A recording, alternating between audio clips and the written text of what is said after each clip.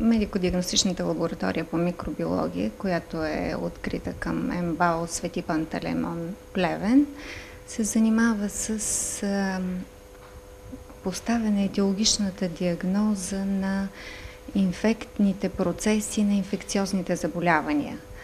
Ролята на микробиологията в клиничната практика е да каже има ли инфекция или не, какъв е причинителят на тази инфекция и поставяйки по този начин етиологична диагноза, да препоръча съответното лечение, както и по-нататъчното поведение, проследяване на изхода от лечението и профилактиката съответно. Микробиологичната лаборатория в МБАЛ Свети Пантелеймон разполага с цялата необходима апаратура за осъществяването на тази дейност. Това е съобразено естествено с нашия медицински стандарт по микробиология, който разпределя болничните лаборатории в съответни нива. Последното попълнение в нашата апаратурно оборудване е автоматичния анализатор за имунодиагностика, т.е. поставяне с етиологичната диагноза в областта на инфекциозната серология на редица заболявания, което е пълно автоматизирано. Лабораторията разполага и с полуавтоматичен анализатор, който дава възможности за точна идентификация на съответния причинител, както и препоръката за съответното антибиотично лечение. Работим и с болничните отделения, но има и разкрито звено към доболничната, към ДКЦ-то, доболнична помощ. Т.е. обслужваме и пациенти, които идват при нас с направления за медико-диагностична дейност. Като предоставяме качествени услуги, определено освен от апаратурата, от квалификацията на персонала, а също и от колаборацията с съответния клиницист. За мен е много важно, поставяйки някакъв краен резултат на фиша, да го обсъда с клинициста. Всъщност ние обсъждането започваме още преди назначаване на изследването, тъй като това е много важно да се прецени и съответния пациент, нужда от какво изследване има, как да се направи, кога и какво да се вземе.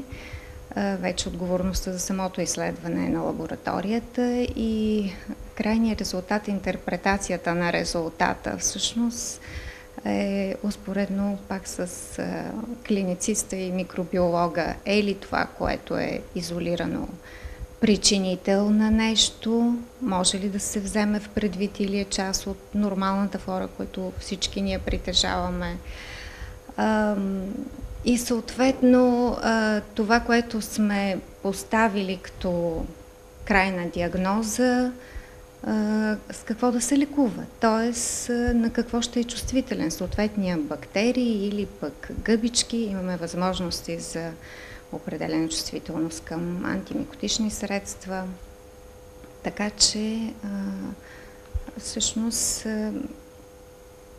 последващото от нашата лабораторна дейност, т.е. терапията, също се обсъжда и съответно проследяването пък на самия пациент. Колко време, как, кога да се вземат контролни изследвания, как да протече по-нататъчния период на оздравяване, което е крайната цел за всеки, който е дошъл в лечебното заведение. Предимството на тази структура за мен, тъй като аз съм работила и в катедра микробиология, и като началник лаборатория в областна болница съм била, е изключително гъвкавата комуникация за мен лично с останалите колеги. Освен това, начинът на взимане на решенията е, бих казала, много творчески. Моята дейност не е ограничена от това с кого болницата е изключила, е имал конкурси, е дал съответния консуматив.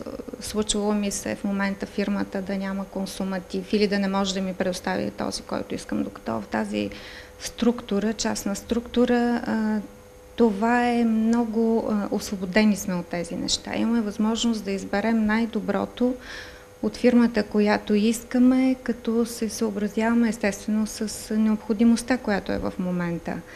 Ръководството на болницата има желание, амбиция наистина да осигури качествена медицинска услуга, за да можем да предоставим на пациентите.